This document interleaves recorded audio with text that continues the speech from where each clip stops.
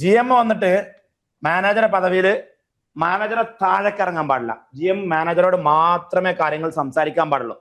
താഴെയുള്ള സ്റ്റാഫിനെ വിളിച്ച് നമ്മളെ ശിങ്കിടികൾ ഉണ്ടാക്കരുത്. നമ്മളിപ്പോ ഒരു ബ്രാഞ്ചിൽ പോയിട്ട് അവിടെ നോക്കുക, അവിടുത്തെ സ്റ്റോക്ക് നോക്കുക, അതല്ലെങ്കിൽ ഇനിയിപ്പോ അവിടെ വിസിറ്റിന് പോയാലും അവിടുത്തെ മാനേജറോടൊന്നും സംസാരിക്കരുത്. ജസ്റ്റ് പോയി നോക്കി പഠിച്ചങ്ങോട്ട് പോന്നാൽ മതി. മാനേജറെ മേലെ വേറെ വെച്ചില്ലെങ്കിൽ ആരാ ഒരു 10 ഷോപ്പ് കൂട്ടിയിട്ട് ഒരു ഏരിയ മാനേജർ വെച്ചനല്ലോ, അതിന്റെ മേലെ ഒരു GM വെച്ചനല്ലോ. അപ്പൊ ഏരിയ മാനേജറോടും നമ്മൾ സംസാരിക്കരുത്, മാനേജറോടും നമ്മൾ സംസാരിക്കരുത്, സ്റ്റാഫിനോടും നമ്മൾ സംസാരിക്കരുത്. നമുക്ക് വേണമെങ്കിൽ പോയി നോക്കി പോരൊക്കെ ചെയ്യാണെങ്കിൽ, പക്ഷെ അതിന്റെ അഡ്രസ് എവിടെ ചെയ്യേണ്ടത്, അതിന്റെ അപ്രോപ്രിയേറ്റ് വേദി എവിടെയാണ്?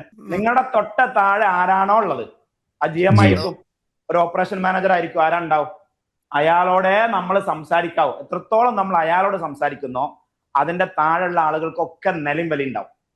മറ്റത് നമ്മൾ ആരോടാണോ സംസാരിക്കുന്നത് അതിന്റെ ഇടയിലുള്ള എല്ലാവർക്കും പുല്ലുവിലയായിരിക്കും.